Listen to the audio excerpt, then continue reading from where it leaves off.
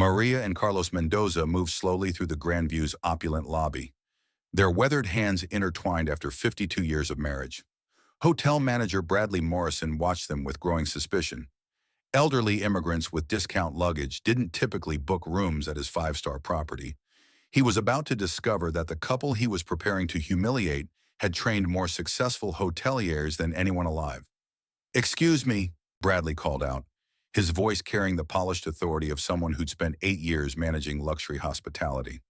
"Are you folks looking for the visitor information desk? That's located on the ground level." Carlos Mendoza, 74, turned toward the young manager with patient eyes. His weathered face bore the lines of 5 decades in the hospitality industry, from dishwasher to legend. Beside him, Maria, 71, adjusted her simple black purse with hands that had served millions of guests across their remarkable career.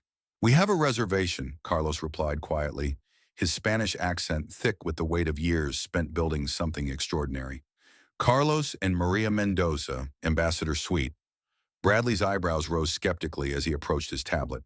The Ambassador Suite was the hotel's second most expensive accommodation at $2,000 per night.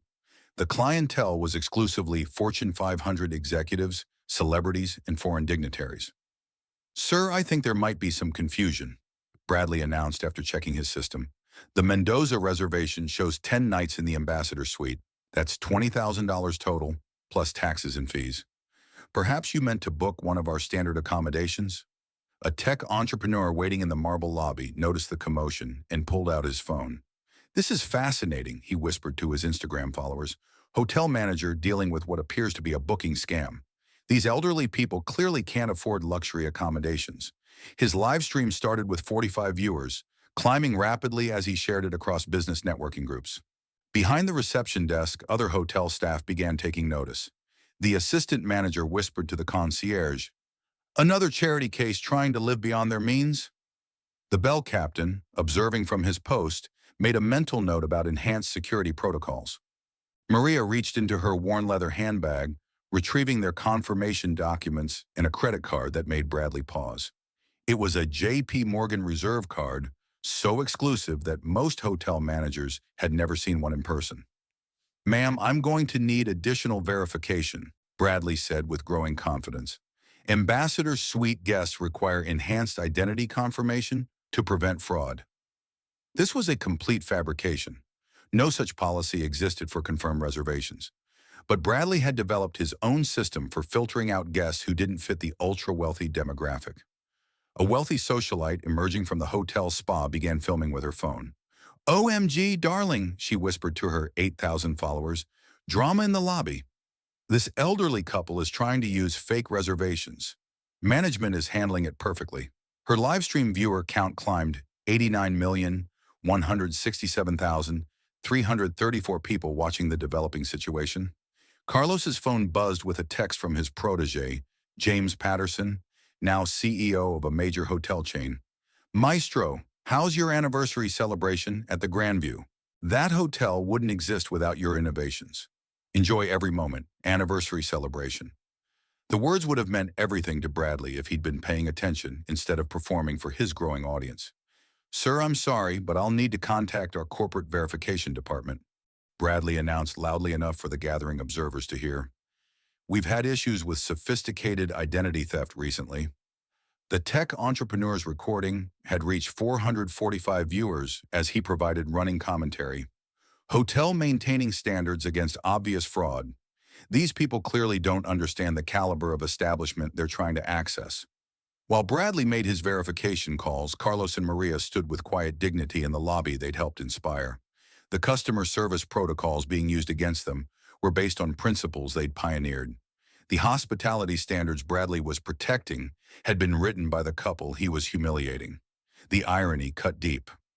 After 50 years of teaching others to treat every guest with dignity and respect, they were experiencing the exact opposite from someone who'd likely studied their methods in hospitality school. "While your credit card appears legitimate," Bradley announced after his calls, "I still have serious concerns about the authenticity of this reservation. People who can afford Ambassador Suite accommodations typically travel with different arrangements." The statement was carefully worded but brutally clear. Bradley was judging their worthiness based entirely on their appearance and modest travel style. The socialites' livestream had exploded to 623 viewers. Comments flooded in faster than she could read. Why is this taking so long? Just call security already. These people have no shame. But buried among the harsh comments were different voices. Something's wrong here. They seem too calm for people caught in fraud. Why would they risk using real credit cards? Maria's phone rang. The caller ID showed International Hospitality Hall of Fame. She answered with quiet grace, putting the call on speaker so Bradley could hear clearly. "Mrs. Mendoza, this is David Chen from the Hall of Fame board," came the respectful voice of the organization's director.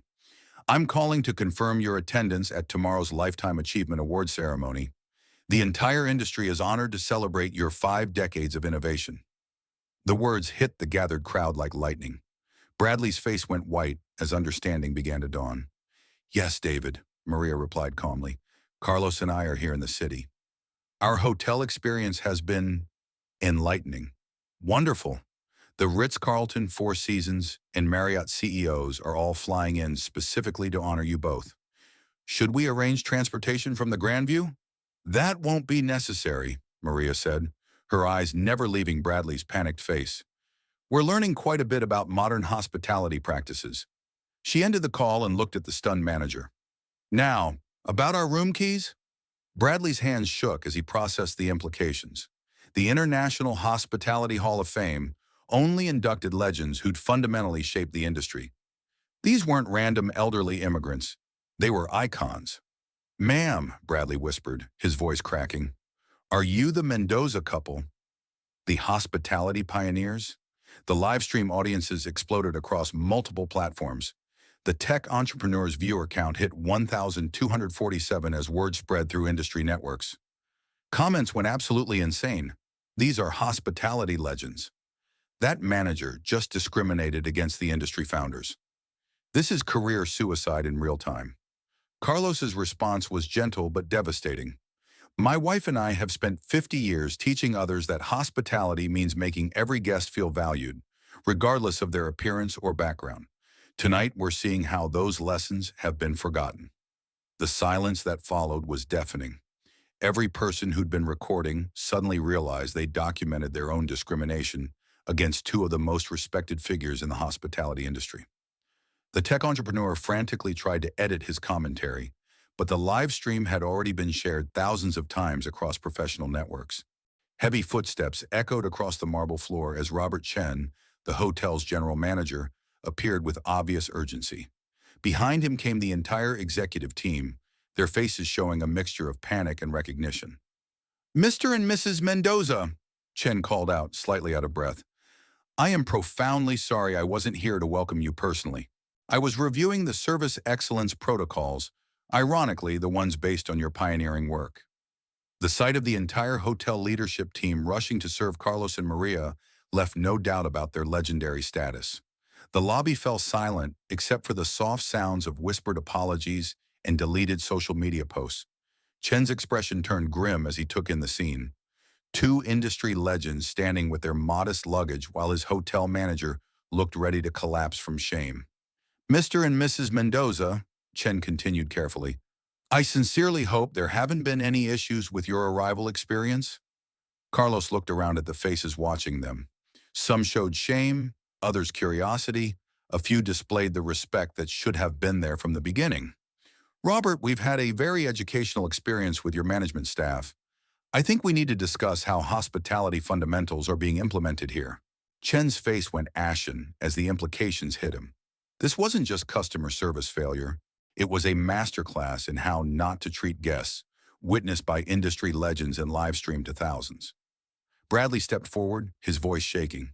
"Mr. and Mrs. Mendoza, I want to personally apologize. There's no excuse for how I treated you. I was completely wrong." Carlos studied the young man who had humiliated them.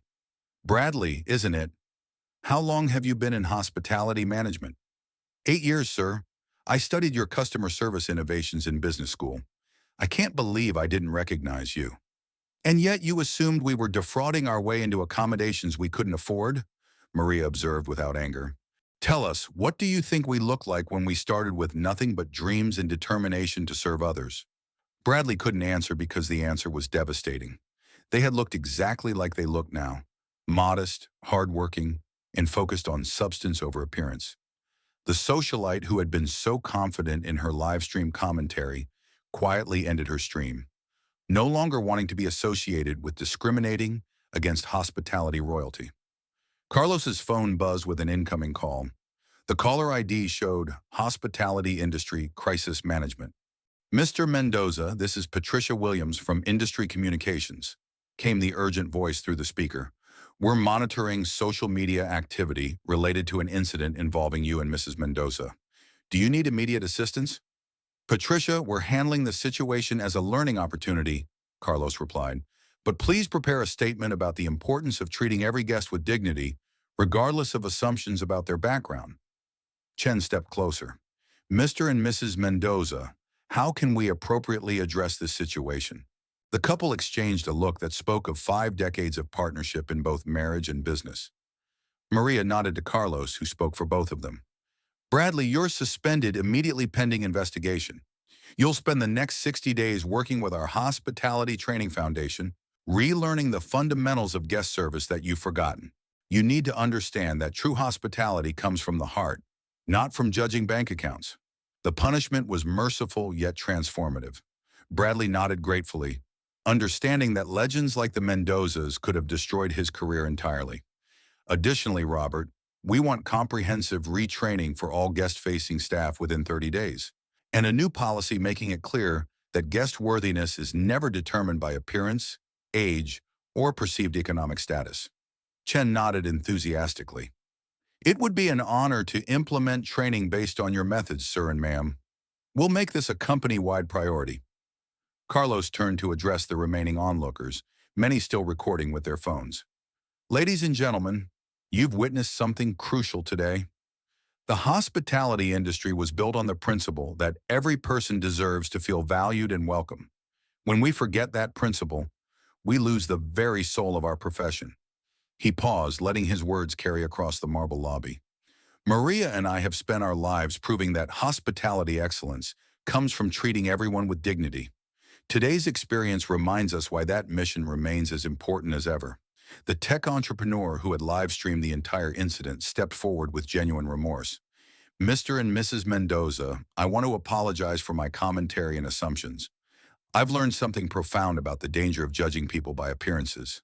Don't apologize, as Maria replied with gracious wisdom.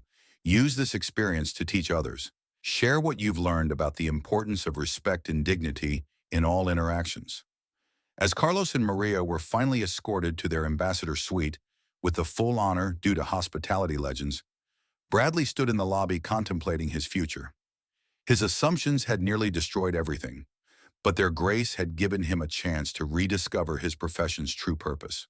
The viral videos continued spreading across social media and industry platforms. Within 12 hours, they'd been viewed over 200,000 times. Every major hospitality publication covered the story. The Grandview's parent company issued a public apology and announced comprehensive bias training across all properties. Bradley completed his 60-day foundation training and returned as a transformed leader. He became the hotel's most effective manager, known for creating inclusive experiences that honored every guest's dignity. The Mendoza's experience became required study in hospitality programs worldwide. Their response to discrimination became a masterclass in grace, forgiveness, and transforming adversity into education. 6 months later, the Grandview received the International Hospitality Excellence Award. Bradley was specifically recognized for implementing innovative, inclusive service protocols based on the Mendoza method. 1 year later, Bradley wrote to Carlos and Maria, "You taught me that true hospitality isn't about excluding people who don't look wealthy. Enough. It's about making everyone feel like they matter. Thank you for showing me the heart of our industry." The Marble Lobby continues to welcome guests of all backgrounds because everyone learned that hospitality legends don't need designer clothes to command respect. They earn it through a lifetime of making others feel valued.